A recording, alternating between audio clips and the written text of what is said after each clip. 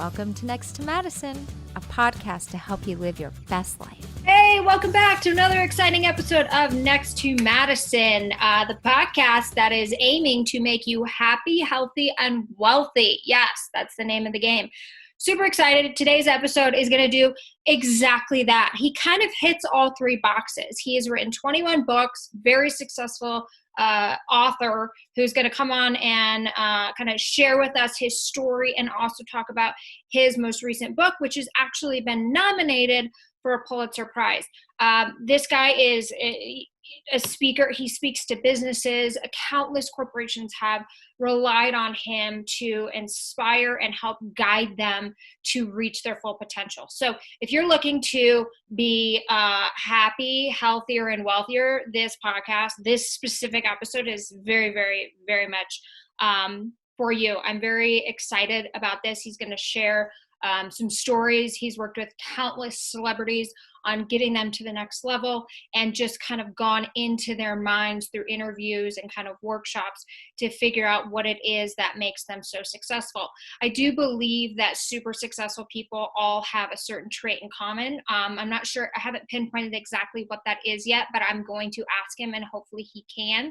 And that is something, if you don't possess that trait, could then find ways to work on that and develop that so you can also live a life of abundance and happiness. I always tell people, like, if you see a car and or a house and your thought is, oh, that must be nice, you're thinking wrong. You got to shift that mindset and you got to say, that's inspiring. I want to know how they did it. I want to learn from them because I can have the same thing. Any one of us is capable of having an amazing, abundant life, but it is up to us to go and make it happen.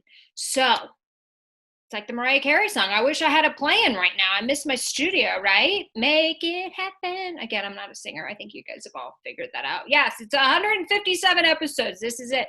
Right here. We are still going. We are not stopping. We have so many more guests coming on. I'm super, super excited. So again, a reminder for my crypto people that have recently joined onto the podcast. Thank you so much for being here. We haven't forgotten about crypto, but in order to be successful in crypto or any other thing you do, the whole pie chart has to go together, the whole circle of life. So, this episode is for everybody. So anyways, we will be right back with our amazing guest on this episode of Next to Madison right after this brief message from our sponsor. This episode is brought to you by Balance 7. Balance 7 is a concentrated alkaline with a pH of 11+. I didn't realize that acidosis is responsible for almost every infectious disease in our world today. With COVID-19 and the world opening back up, I started taking Balance 7, and after 3 days of taking it, I feel better. I have more energy, my focus is better, I think clearer. This supplement is amazing. Thanks, Dr. Noristani, for the recommendation. And all Next to Madison listeners are able to try it today by visiting balance7.com and enter code word Madison for a complimentary gift and free shipping. All right, we are back. We are back with our amazing, amazing guest, Clint Arthur. How are you? Welcome to the show. Muchas gracias, señorita bonita. Oh, there's a language barrier already in the podcast, right? Cerveza, that's what I want to go do. Cerveza, sí. I have my beer goggles on. No, I don't need beer goggles to see how pretty you are. Oh, well, thank you. I appreciate that. You look like you're in a galaxy with your background. I'm in a galaxy far, far away. This is just a background that because I want my interviews to be different. I'm doing a lot of interviews because my book was nominated for a Pulitzer Prize. So I've been doing a lot of interviews and I want to keep them separate. But I'm in Acapulco, Mexico right now at one of my villas down here. And that's why I was speaking in Espanol. See? I love it. Okay, so it all makes sense. It wasn't totally random. I like this. I try to have some kind of organizational logic. Yeah. Well, sometimes they run Spanish ads on this podcast, and I'm like, what? I got to check my listeners in the Spanish-speaking countries because I don't think we have many. But if we do, then this is great. But it always cracks me up when I hear it because I have no idea what the ad could be for, like female Viagra, and I would have no idea. Neither would I. I speak a little bit of Spanish. Like I built a lot of houses in Los Angeles over the course of my career. And I learned how to speak what I call construction site Spanish, because a lot of the workers are immigrants, Yeah. and they speak Spanish. But since I've been down here for about 2 years, I've learned a lot more Espanol, and I've obtained a really great appreciation and love for Mexico and the Mexican people. They're so amazing. They're They so really fast and great workers and honest and nice, and they mean well. And I really love everything about Mexico, everything so far. Yeah, I always enjoy my time down there. And the one thing too you notice about them and their culture, they're extremely hard workers. They don't complain. They just do the work. It's amazing work ethic. That's really important, because I have a massive work ethic and I wasn't sure about it. I asked one of my mentors, Martha Stewart. I said, when Martha came and spoke at my conference at Carnegie Hall in New York City. It was Wow. the living legends of entrepreneurial marketing, and she was one of the big headliners. I said, Martha, do rich people work hard? She said, every self-made rich person I've ever known has been an extremely hard worker. And then we also had Ice-T, the rapper and actor on NCIS. And I said, Ice, do rich people work hard? He said, man, you'll be on the yacht party, getting your drink on the top of the boat. And the guy who owns the boat, he'll be downstairs making business calls. See? So I really, I wasn't sure, because I, create this thing I call celebrity entrepreneurship. Your listeners probably don't know who I am, but the people who are my clients, they think I'm very special. They think I'm kind of famous, and they are happy to pay me a lot of money because I'm somebody special. And you are somebody special, and more people are going to know about you. I'm coming up there, but I think I'm not screwed up enough. That's the real problem. I'm basically a sane person with my feet on the ground. And if I had more screwed up stuff happening in my life, then I'd be better off from a celebrity vantage point. Like Robert Downey Jr. We went to 8th grade together at junior high school 104 in New York City. And I know his father used to have him smoke. He used to smoke pot with his dad when he was like 6, 7 years old. Okay. Wait, what? Yeah. Now you wonder how come Robert Downey Jr. turned out the way he did. That's a good reason why. And if I was more screwed up, I'd probably be more famous than I am, because that seems to be a recurring theme. But you told me you wanted to hear a joke in this podcast, and I have a funny story about Robert Downey Jr. You ready? You ready for ready.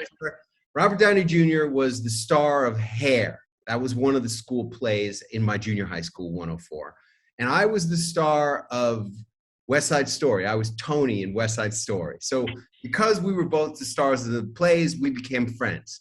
Yeah. And one day I'm standing outside on the street on 21st Street and 2nd Avenue. And Robert Downey Jr. comes up to me. He goes, hey, man, I just got some Puerto Rican chick to give me a blowjob in the schoolyard. And I said, what's a blowjob? True story. True freaking story. Now, I'm a very quick learner, so I found out very soon what it was. But that was a real honest to goodness story about Robert Downey Jr. Now, he's in my book, all right? And that's just a little piece of the story at the end of the story about him. There's a lesson from the whole Robert Downey Jr. You asked me if we were good friends. We've had a very interesting weave and bob of our lives. We went to junior high school together, then he went to a different high school than me. John Cryer, the guy from 2.5 Men, he also went to my junior high school. And in 9th grade, he played Conrad in Bye Bye Birdie in the junior high school production of that play. And in 10th grade, I played Conrad in the Stuyvesant High School production of Bye Bye Birdie. It's so interesting the way things weave through. When I'm about in my mid-20s, I run into Robert Downey Jr. in Los Angeles at a party for a premiere of his movie. And I go up to him, I'm like, hey man, you remember me from 104? He goes, wow, look at you, you're all grown up. I go, yeah, you're all grown up too.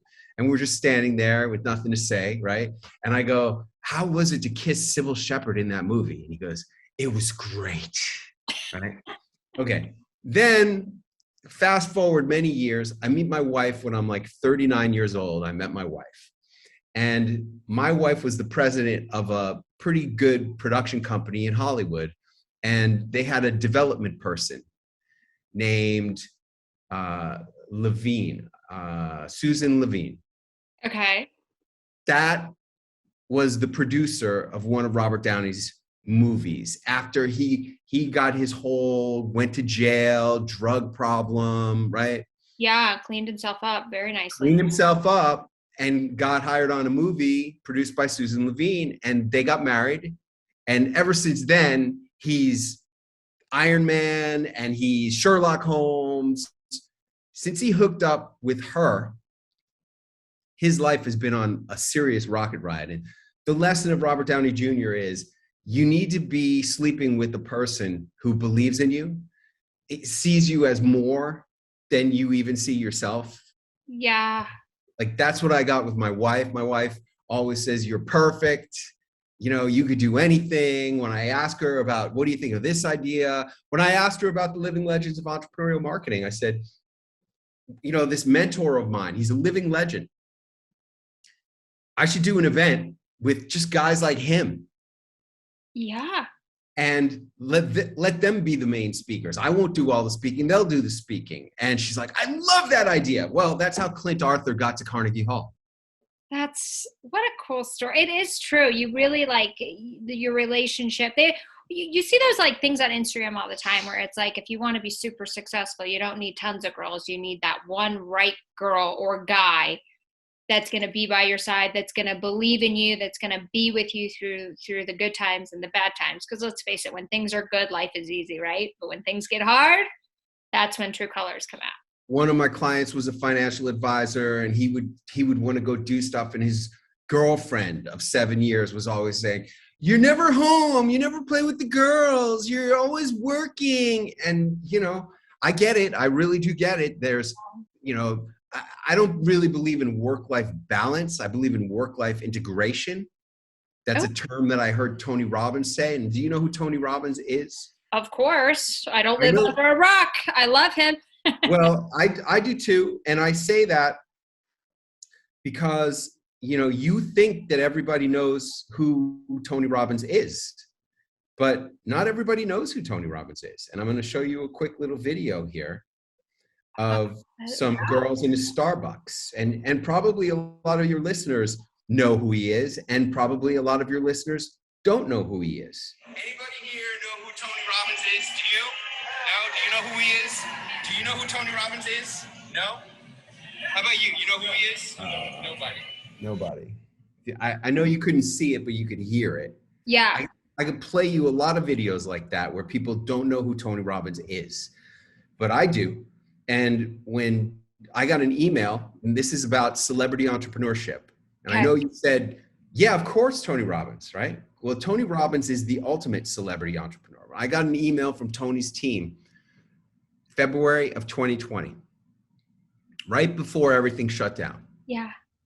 And it said, Clint, if you donate $25,000 to Tony's team, to Tony's favorite charity, rather, then you could be the host of his 60th birthday party. It took me less than 60 seconds to donate that money. Now, people criticize me for talking about a lot of money, but I was a guy, I drove a taxi in Los Angeles for more than 6 years. I chased the Hollywood dream in Los Angeles for 13 years, and I couldn't get arrested in LA or in Hollywood except for a DUI and for driving a taxi illegally. Those two things they arrested me for. But other than that, I couldn't get arrested in Hollywood, as the saying goes. Yeah. So for me to go from earning $500 a week as a yellow cab driver to being able to donate $25,000, I'm so grateful that I've been able to transform my life through something that we're going to talk about today in this interview. How did I do that? But when I asked Tony, what's the most important thing he ever learned? He said, life is happening for us. Oh, I like that. And I've heard that. It's true. It's for us, not to us. Those 13 years of banging my head up against the wall, a lot of people ask me, do you resent chasing a dream for 13 years that never happened? And while I was driving the cab, all my fraternity brothers from the Wharton Business School were making millions, and some of them billions, on Wall Street and running hedge funds around the world. One of my fraternity brothers owns the most expensive single-family house in Hong Kong, which is the most expensive real estate market in the world. Wow. I saw him at one of our parties recently.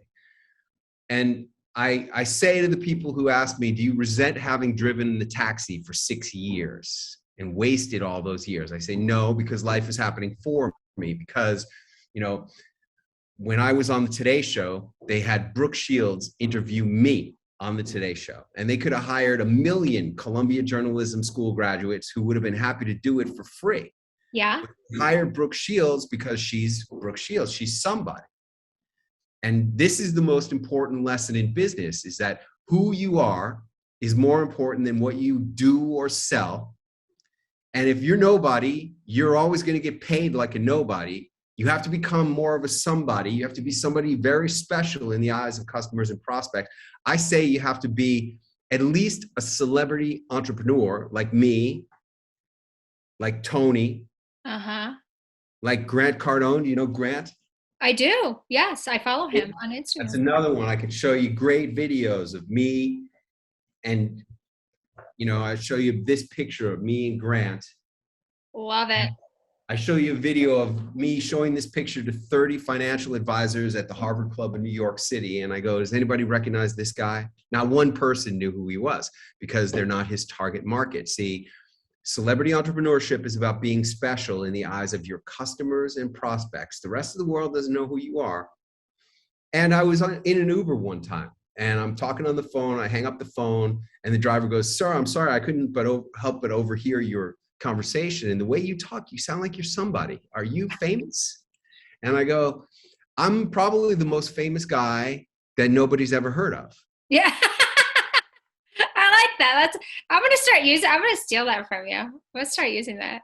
I'm the most famous guy. You want to be the most famous girl nobody's I'm the most famous gal nobody's ever heard of. Yeah, there you go. And the driver had a good point. He goes, well, it sounds like that's a really good thing, because most of the celebrities that I drive in my limo, they are always complaining that they lose their privacy. They can't go out in public, but you got the best of both worlds. You get paid a lot of money by your clients, and you still have your privacy. And I do, because nobody knows who I am. There you go. Well, I'm sure a lot of people know who you are, but not enough to, feel endangered when you go into a Starbucks. Well, paparazzi are not hanging out trying to get pictures of me. There's not stalkers trying to get my autograph. But would you really even want that? Right. That's the whole point. That's the whole point. I got the best of both worlds. I'm a celebrity entrepreneur. I do a lot of cool stuff. I go a lot of cool places. I hang out with a lot of cool people. Yeah. So let's talk about the Carnegie Hall event. Who were some of the other speakers there, and what were some of the things that you took away that were kind of transformational? Well, I asked Ice-T. This is another great one. Let's see if I have this picture of Ice-T in the magazine. All these pictures and all these stories are in my book, Wisdom of the Men. All right, here's me and Martha backstage. That was a very cool photo. Great photo. You guys, this is all on our YouTube channel, so go to the YouTube. There's video of this podcast as well. Yeah. Ice-T, we had, I like to ask everybody, what is the most important thing you ever learned? That's what my book is really all about. It's stories about the most famous people in the world. I've worked with them all, including 5 presidents of the United States, and none of my stories are political. They're all really about wisdom. I ask everybody, what's the most important thing you ever learned? And here we are, me and Ice-T and his wife, Coco. Yeah, nice. Yep. And Ice-T goes, the most important thing is don't expect anybody to wake up with your dream. Brilliant. Nobody is trying to make you famous. Nobody's trying to make you rich and successful. Everybody's got their own dream, and you're responsible for your own dream. Yes. Yeah. True. Now here's the difference. Everybody knows Martha Stewart and Ice-T, and everybody knows Oprah. Uh-huh. When I met Oprah, I said, Oprah, what's the most important thing you ever learned? without missing a beat, no hesitation. She says, you are responsible for your own success. Yeah. Now, that's the exact same thing that Ice-T's just said. Yeah. Now, you contrast that with Grant Cardone and Tony Robbins. And you and I know who they are, but I swear to God, I could show you countless videos of me asking bank clerks and shelf stockers at CVS, do you know Grant Cardone? Do you know Tony Robbins? Nope, never heard of them. See? And I wonder if they did learn who he was, if their lives would be transformed. I think they would, but it's a different kind of person. It's just, there's two kinds of people in the world, according to Tony Robbins: those who react to pain and those who pursue aspiration. Okay. You and me and all the people who know who Tony Robbins is, we are all moving towards a better life. Everyone else in the world who's punching a clock, they are all trying to stay away from pain. That's their motivation, and that's how they will only change from pain. They will never change from aspiration. And that's very interesting to think about. Right. And it's kind of like goes into the risk reward type And category. can you change? I think I was one of those people because I pursued the Hollywood dream basically until New Year's Eve of the millennium. Now, do you remember the millennium? What were you doing on the night of the millennium? Were you I was puking because I was in high school, underage. We all went up to Vail, and we started drinking shots at noon, being like, "It's the millennium." Okay, so I put that under party, family, and friends, right? A lot of people were getting Y2K cash out of an ATM. I was behind the wheel of yellow cab number 6087, and in the back of my cab were these two guys who were MBA interns, and I'm driving them to a party in the Hollywood Hills, and I'm listening to their conversation, of course. And one guy says, "Hey man, did you hear about Mr. Carrera? They made him the last partner right before the IPO for Goldman Sachs, and he cashed out $1 gazillion." And I'm like, "Hey, you guys talking about Chris Carrera? How do you know Mr. Carrera?" Chris Carrera was a pledge in my fraternity. When I was the pledge master, I made those little punks dance around the living room of the house with their tidy whities on top of their heads. And now he just cashed out $1 gazillion as the last partner for Goldman Sachs before the IPO. And I get home to my little boat in Marina del Rey. I pulled my wad of cash out of my sock and I'm counting it up. $513. I was supposed to be a special person, a graduate of the Wharton Business School. Ah. How old were you at this point? 2001, I was 36 years old, driving a cab. Okay, so this took you a long time. You were really pursuing this dream for a long time. 13 years I pursued that dream.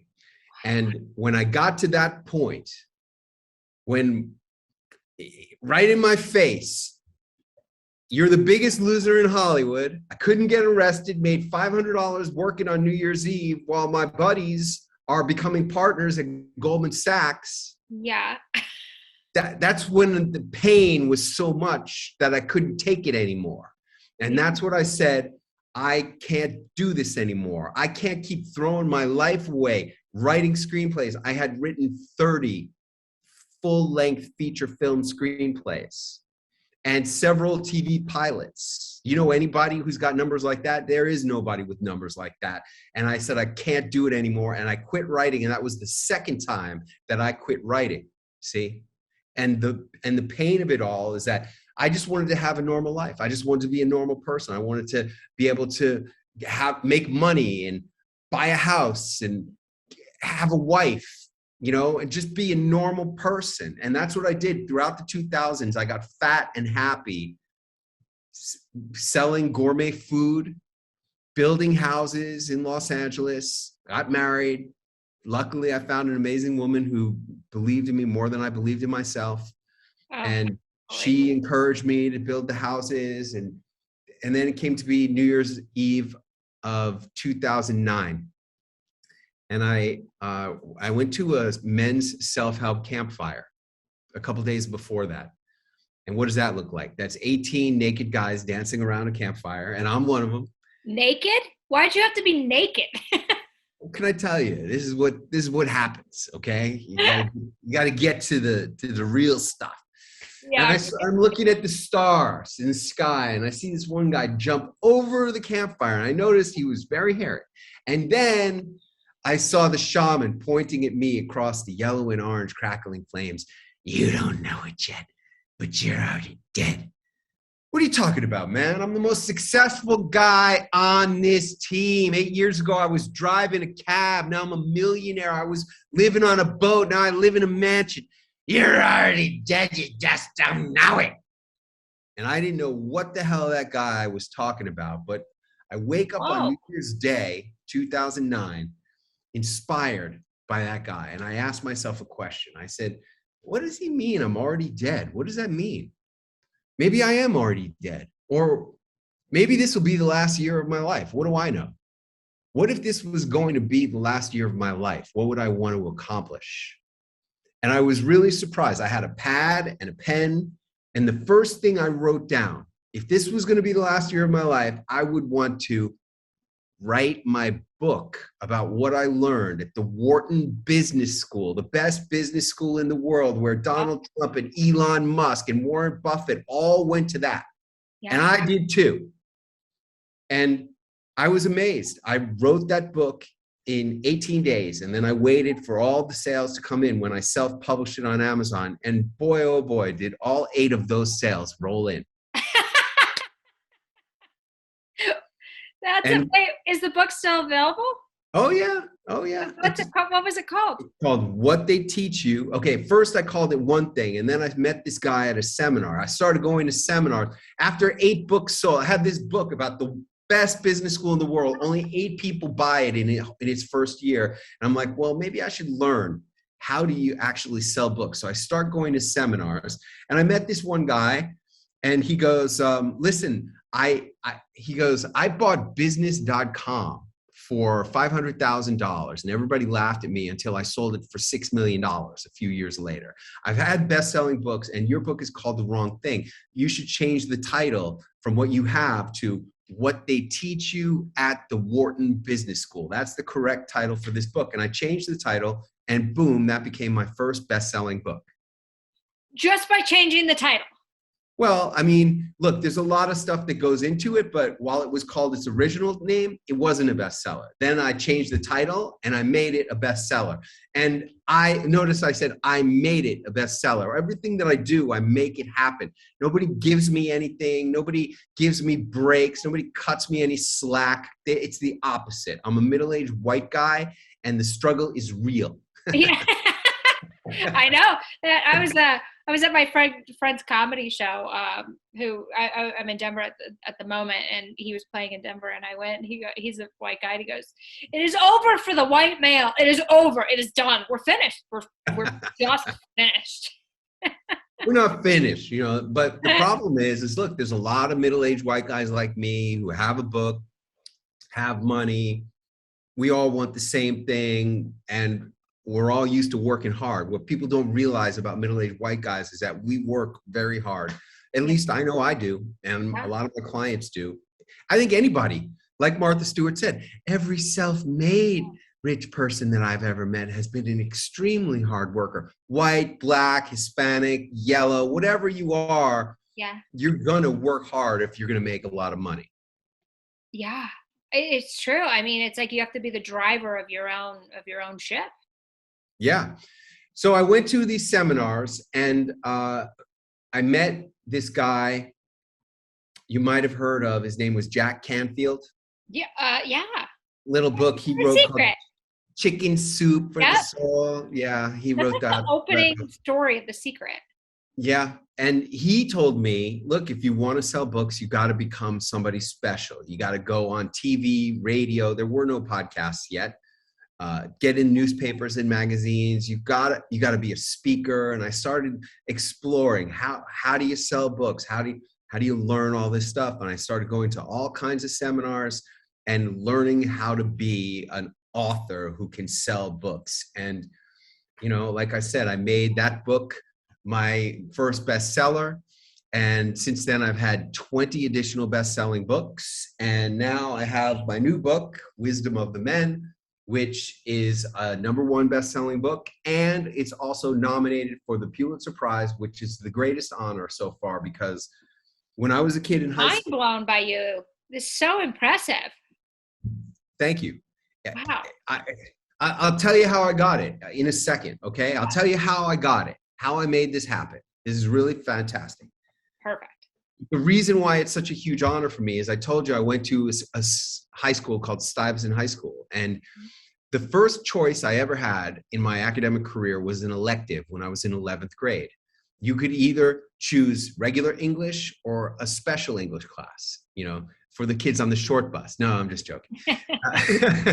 This was a specialized math science high school, but we had a teacher named Frank McCourt who taught a class in creative writing, and I selected that as my elective because everybody loved that class. Why? Because this guy, Frank McCourt, was an Irish guy who told a lot of stories. I had no idea that in 1996, he would publish his memoir called Angela's Ashes and win the Pulitzer Prize for his memoir.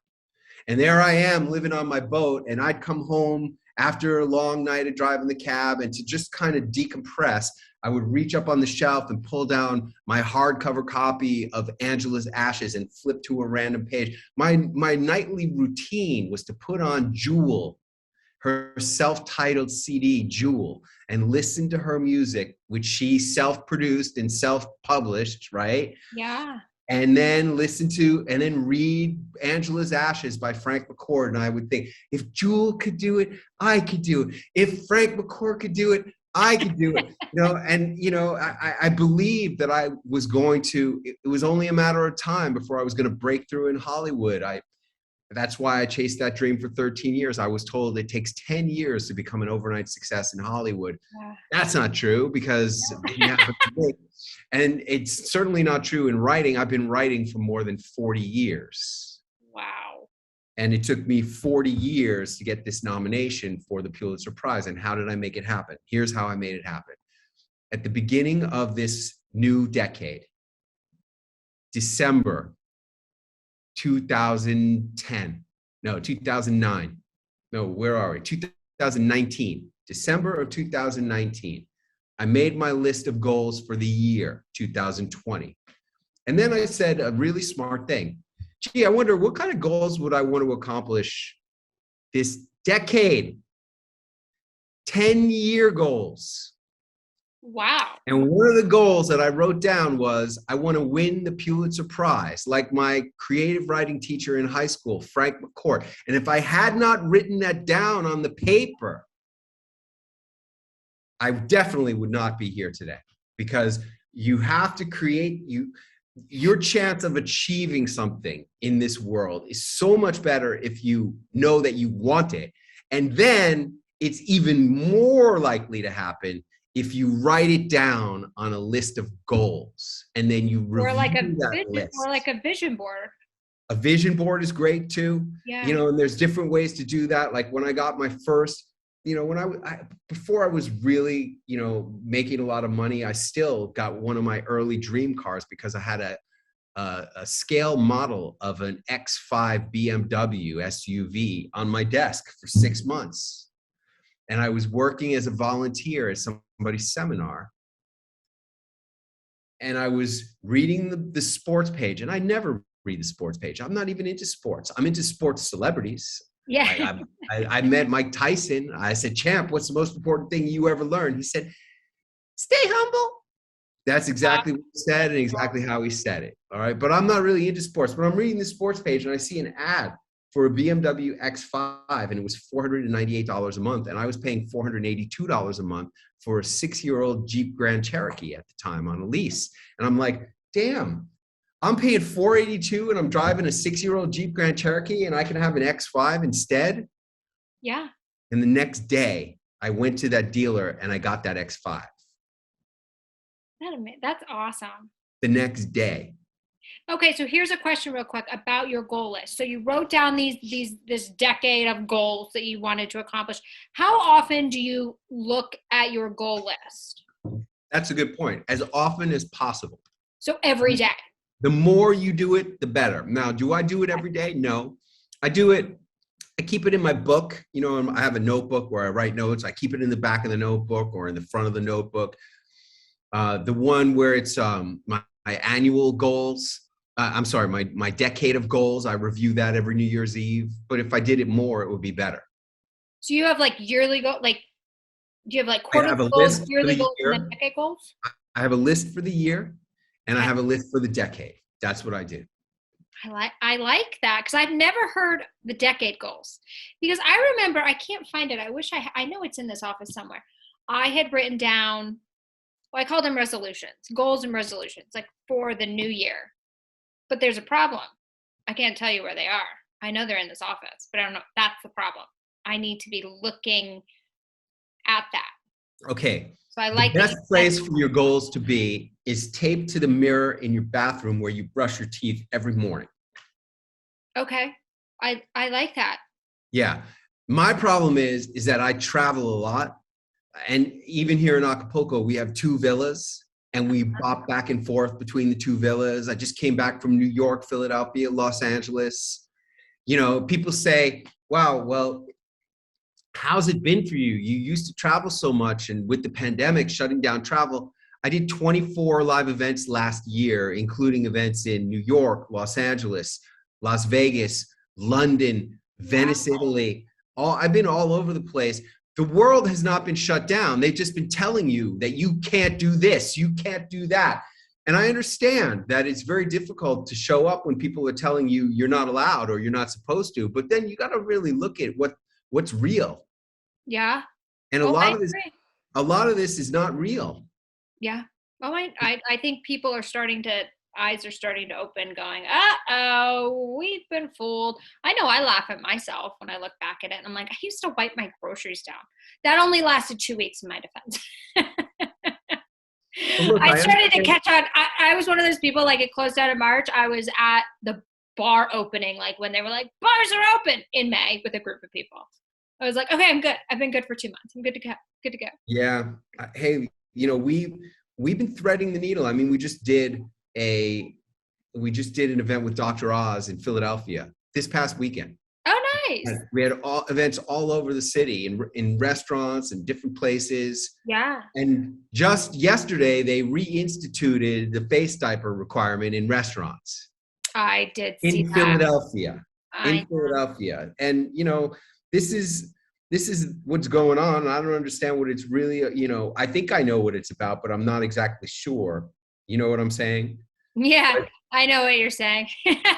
but it's hard to show up. And I just want to tell a quick story about showing up, because when I was driving a taxi, I heard that guy, Chris Carrera, the last partner from Goldman Sachs, was throwing a fundraiser for the fraternity house at the Four Seasons restaurant in New York City on Park Avenue. And my dad, I'm talking to him on the phone. I mentioned it. And he goes, so you going to go?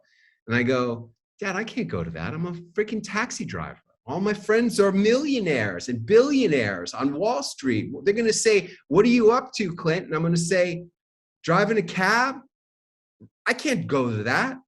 Yeah. He goes, oh, come on, I'll buy you a plane ticket. I'll pay for your hotel. I'm like, Dad, I can't go to that.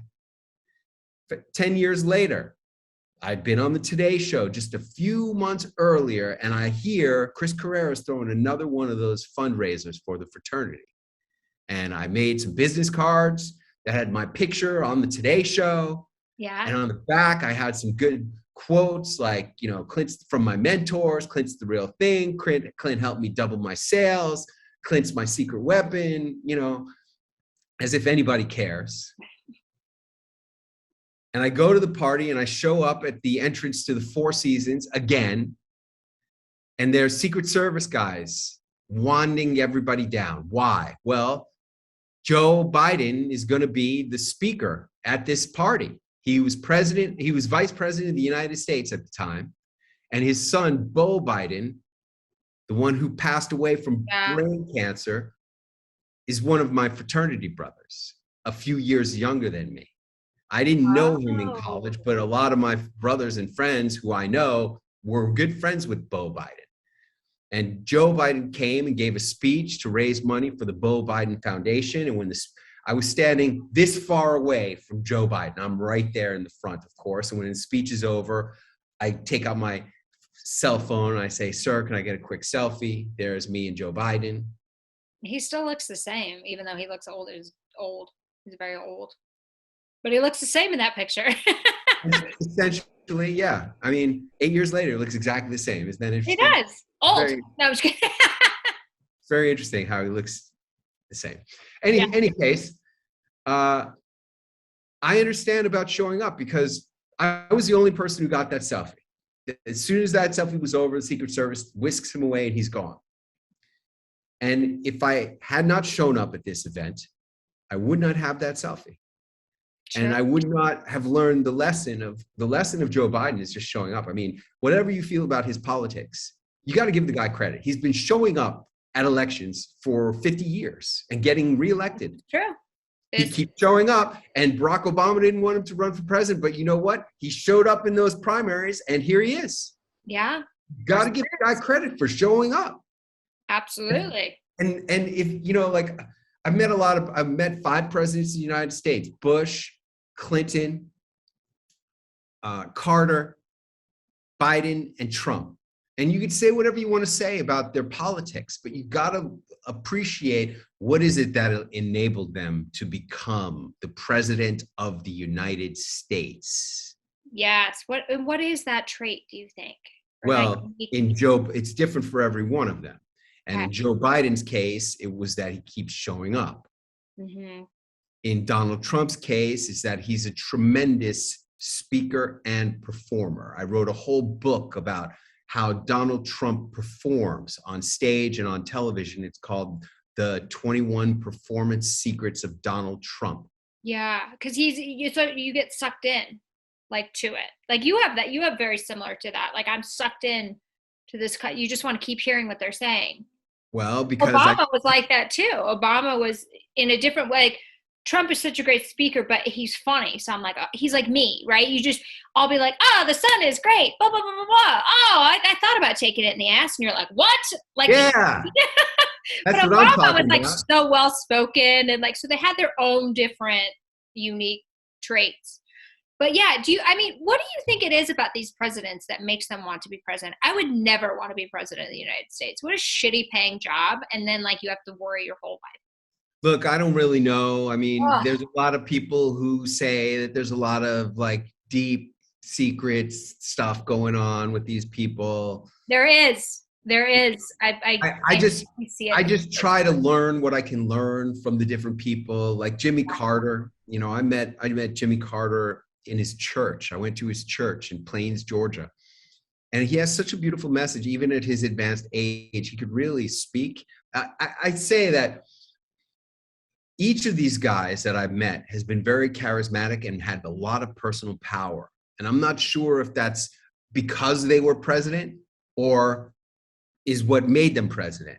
Probably a combination of both. Yeah. I just know that they all were very powerful. And I know that Joe Biden was a great speaker when I saw him speak. Trump was a great speaker when I saw him speak. Bill Clinton, obviously a very charismatic person. I didn't see him speak in person. I've only seen him on television, and he was able to speak his way out of some real big problems that he was in. So he must have been pretty good. And Carter was a great speaker. His essential message was that if you don't like who you've been up until now, if you don't like the person you've been being until today, then start being a better person right now. Today can be the day that you change it all. Decide you don't want to be that person anymore. You want to be a new person, and be that person starting today. It's a great message. I love that, because it's like you're never stuck. There's always a new beginning. And when they say today's a new day, it literally is a new day. It truly is. And any day your life can change, and you can make that decision.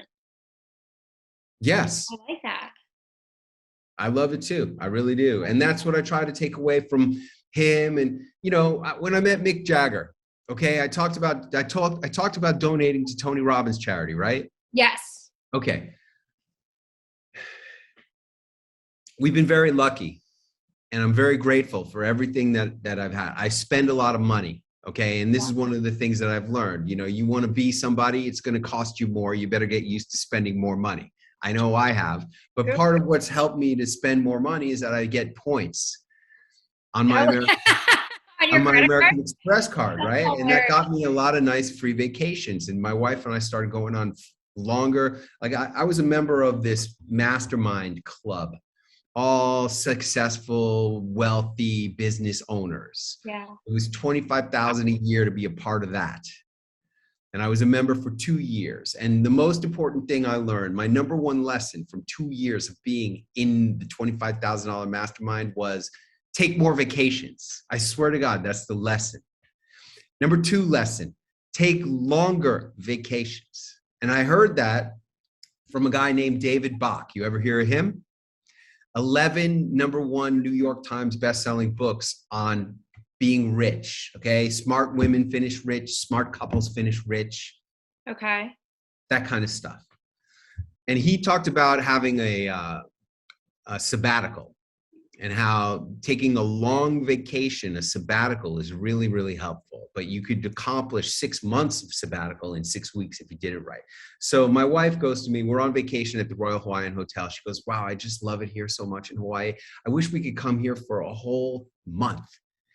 Well, that summer, we were there in February for Valentine's Day. That summer, we went back and we stayed a month at the Royal Hawaiian Hotel. The next year, we stayed 40 nights. The next year, we stayed 50 nights. Last year, we stayed 60 nights.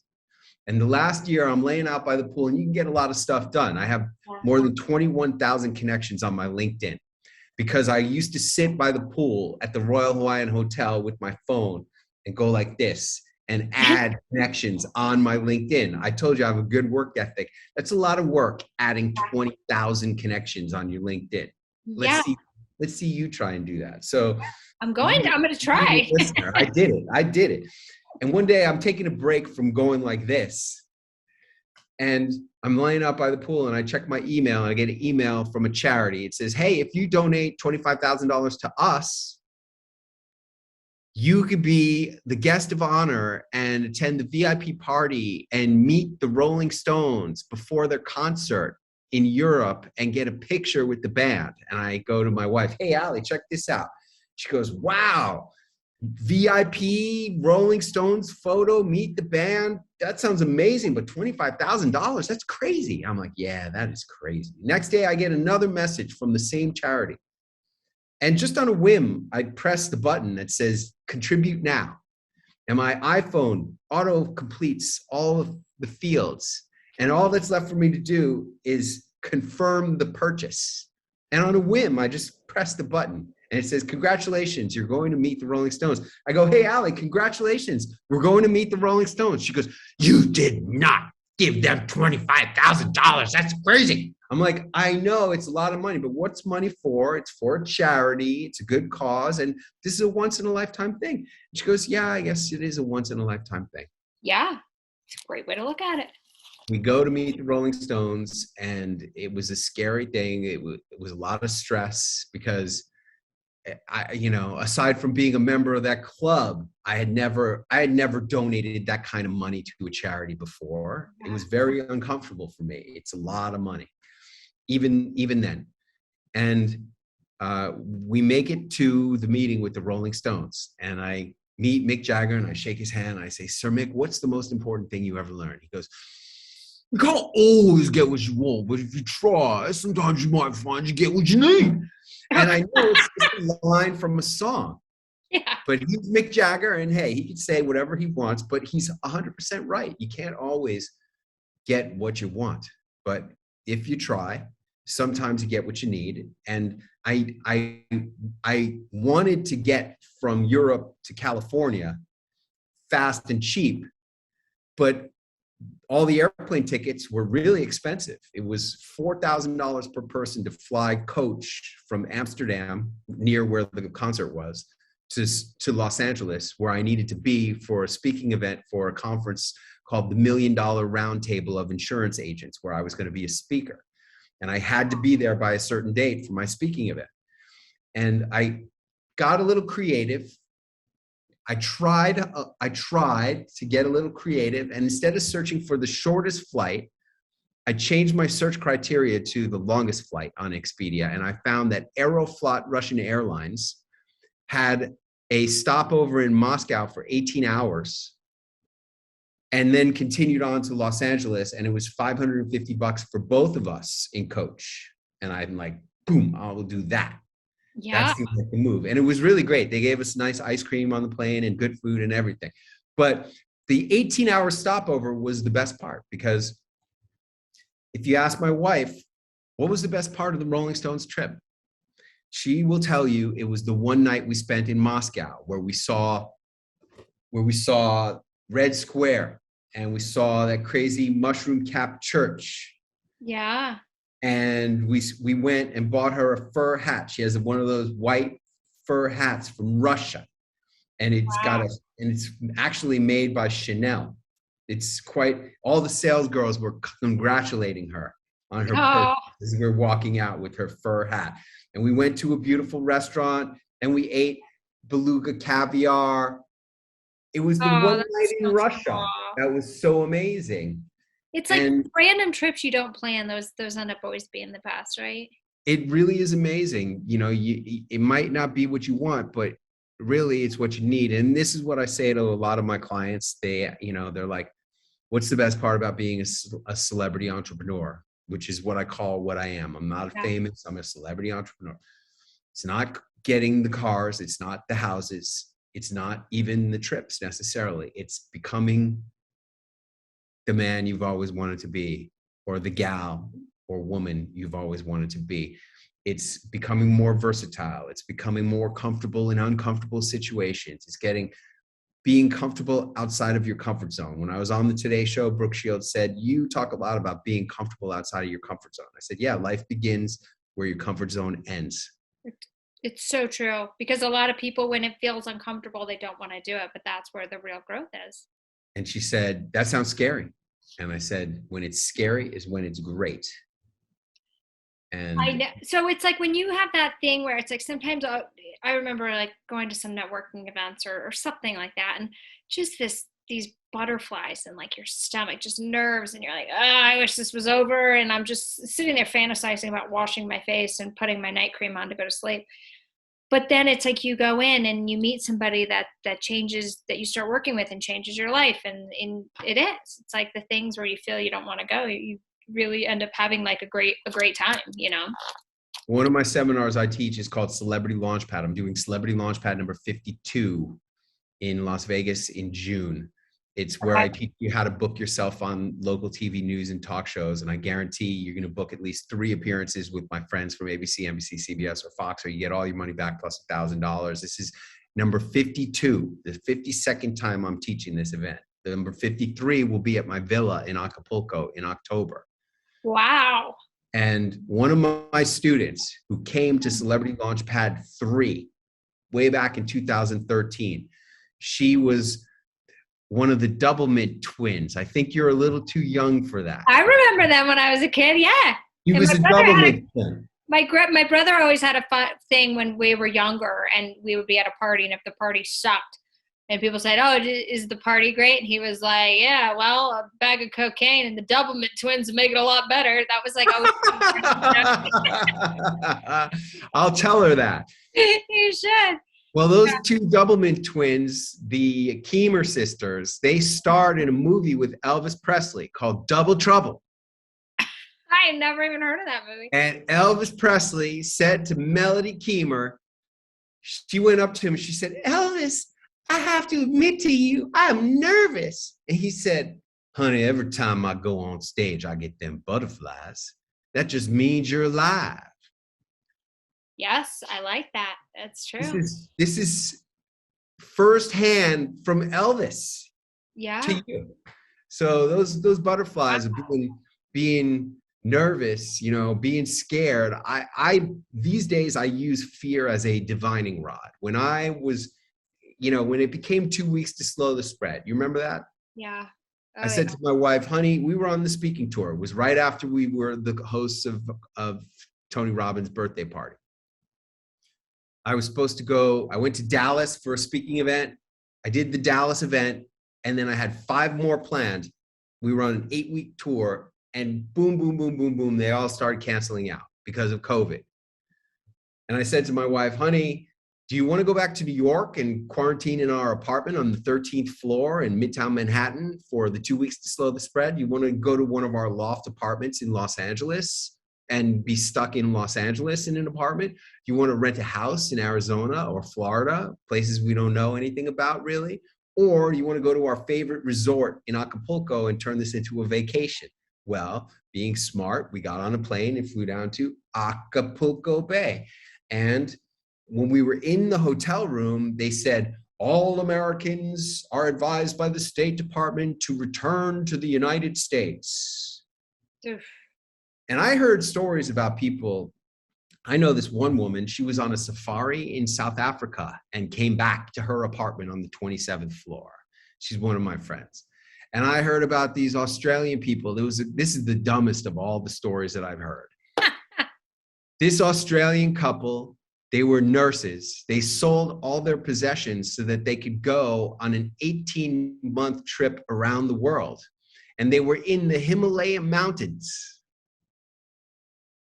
When they heard that they were supposed to go back to Australia, they fly back to Australia from the Himalayan mountains. What are you going to get COVID in the Himalayan mountains? Really? Yeah, that's Seriously? probably the best place to be. Where could be better? And they get stuck in a hotel in quarantine for 30 days because they flew back from a foreign country into Australia after they sold all their stuff. Where were they going to go? Where could they go even? They didn't even have a place anymore. They sold everything. They should have just stayed on their tour, these dummies. But in any case, we were in this hotel, and that's when, and this is, let's wrap it up on this because this is the most important thing. Okay. Whenever you hear everybody's doing one thing, you should be doing the opposite. And when they said, everybody come back to America, that's when I said, I am not going back to America. And I remember watching on CNN video footage of thousands of Americans crammed into reception halls at O'Hare Airport with no masks and no social distancing. They were just crammed in there on purpose. And there I am. And luckily I had started looking for villas to rent. And we were going to move into a villa. I rented us a villa for a month. I figured maybe it would last, how much more could it last? I know. So we all thought, right? The night before we're about to move into the villa, I start freaking out. Oh my God, what am I doing? I'm moving us in Acapulco. It's supposed to be dangerous in Acapulco, right? It was the murder capital of the world for a while. It was dangerous. Here we are moving into a private house. It doesn't even have a front door. You just walk up the stairs and you're in our outdoor living room and dining room. We have a pool, and the bedroom has a little flimsy slide bolt lock. Like you could kick it in without even thinking about it. Wow. I Googled how to buy a gun in Mexico. Luckily, I learned you can't buy a gun in Mexico. There are a lot of American hunters who mistakenly arrive in Mexico with their guns and ammunition and go directly to jail because you can't have a gun in Mexico. And when you're in Mexican prison, that's where bad things happen to good people. Yes, I can imagine. If I could have canceled the villa and got my money back, I would have done it. And I would have just stayed in the hotel, and we would have been really in trouble because a couple of days later, the Mexican government closed all hotels. But luckily, by that point, we had walked up the outdoor stairway into our outdoor living room and our outdoor dining room and looked at each other and we're like, what the heck were we doing in that hotel all these years that we've been coming here on vacations? We should have been vacationing in these villas instead. Yeah. And that 1 month became 4 months. And by the end of the 4 months, we had made an offer on our first villa that we bought. And we basically have been in Acapulco for 2 years, all this time. And that's awesome. I was so freaking scared, man. I was so scared. And that's when I really learned the lesson. What I said to Brooke Shields on the Today Show, when it's scary is when it's great. It really is true, because the greatest thing that ever happened to me was when I pushed through the fear of moving into a private house in Mexico, and then even bigger fear of writing a gigantic check to buy a house in Mexico. Right. I mean, that's very well said. So, Okay, I just want to wrap up with one question, one more question, and I just want to kind of tie this into to wealth, because I think that's so important for everybody. If you could leave the listeners with one tip on how to increase their wealth this year, what would it be? Invest in mentors. Oh, I thought you were going to say crypto. No, that too. I love Oh, that. that too. I mean, look, But there's a lot of, mentors, I like that. Okay. that's what I said on the Today Show on December 31st, 2013. Willie Geist said, hey, we all want to climb to the top of Mount Everest. How do we keep from falling off track? And I said, invest in mentors. That's what has helped me to make such tremendous advances so quickly. There are certain people out there who have done what you want to do. Those are the people you need to find and pay them money to teach you how to do what you want to do. And if possible, to help you to get there. And that's what I've done in my career. I've paid a lot of people a lot of money who have helped me to become a better speaker, a better marketer, a better author, a better best-selling author, a better TV expert. All of these things have come through mentorship. I provide mentorship for authors, speakers, coaches, experts of all different kinds. If you're one of those things and you want to have more impact, influence, and income, I help people to do that. And I've paid every mentor to help me. And that's why I am no longer driving a taxi, but I'm donating thousands to Tony Robbins and Mick Jagger's favorite charities instead. I mean, you're such an inspiration. You kind of left me speechless during a lot of this because you're so engaging and like just listening to the stories and picturing it. And I think it's just, you should, do you feel proud of yourself? Because you should. Thank you. Look, there's a video I made on YouTube called How to Keep from Driving Yourself Crazy as an Entrepreneur. And basically you gotta not always be looking at the horizon, because the horizon you never get to. You gotta look back and see how far you've come. And when I do interviews like this and I talk about driving a cab, you gotta understand how terrified I was that I was never gonna be able to dig myself out of that ditch. I thought I was gonna be stuck behind the wheel of a taxi. And here I had an Ivy League degree from the best business school in the world, but I had nothing on my resume except one line item, yellow cab company, and that doesn't get you high paying jobs. Yeah. So you kind of, I like that. You took your life, the bull by the horns, and you just went forward with it. And I like the fact, and one of the things too that I've talked about with people and I've talked about on this podcast that you did really well is that you had a goal, a dream, and a vision, but you were able to properly pivot and be open to new things within Hollywood. And now you are where you are. If you had been so stubborn and not been open to opportunity or pivoting within a business that you want to be in, you would still be probably driving a cab. I mean, you would probably have made it by now, but you wouldn't be where you are. You were meant to. So I always tell people, like, if you want to be an actor, be open to other things as well. I am who I am and where I am. I mean, look, I'm a writer. I'm really a writer. Yeah.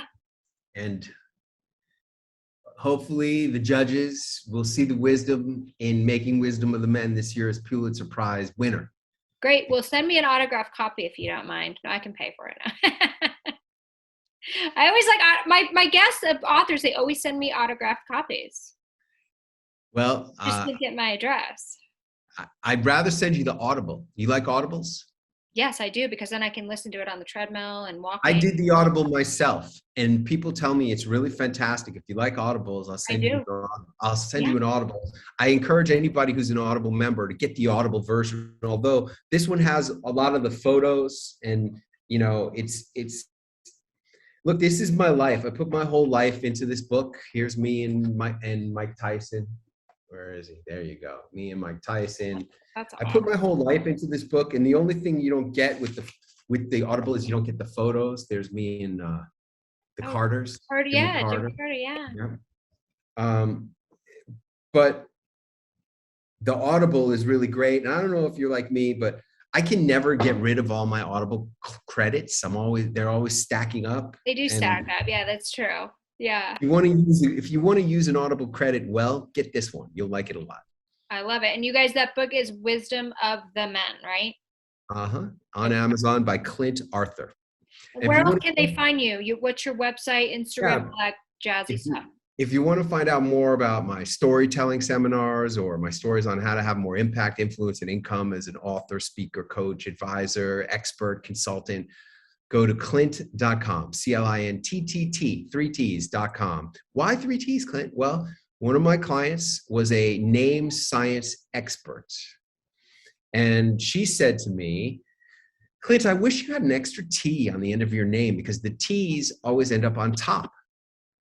And I couldn't get Clint with 2Ts.com, but I got Clint with 3Ts.com. It's very easy to remember. And may she rest in peace. At least that expert did not die with her song inside of her. She came to my celebrity launchpad a long time ago. She was on TV in Los Angeles, on Fox Los Angeles several times. She was on in Fox New York several times. She really got to share her message about the power of names. And I'm very proud of Sharon Wyeth. And I continue to use Clint with 3Ts.com because of her. I like it. And what about like Instagram and Twitter? Look, part of what I do is if you just search my name, Clint Arthur, Clint like Clint Eastwood, Arthur like the king. If you search for that on Google, you're going to find 5 pages of stuff about me, all of it good. And you can go to anything you want by just Googling Clint Arthur. You're only going to find me. It's really funny. The first person who comes up with the name Clint Arthur other than me, it's his obituary. My marketing is so powerful. It's going to kill you if you want to compete with me for my name on Google. Okay. I love it. I love it. So you guys, go check him out. Pick up the copy of the book. If you like that book, he's got 20 more behind it that you can also read. I mean, it's very, very inspiring and powerful. So I thank you so much for being a guest on Next to Madison and sharing, words of wisdom to help us on this podcast. My goal is to make everybody be happier, healthier, and wealthier. So I thought, so put it all together. So thank you very much. And everybody that's listening, wherever you're listening, I appreciate each and every one of you. And we'll see you next time to find out who's next. Hey, your host here, Madison Malloy. Please make sure to subscribe to the show on all podcast platforms and please rate and review us on iTunes and Spotify. Also, if you have any questions or comments, you can email us at contact@nexttomadison.com. I thank you again for listening. Bye.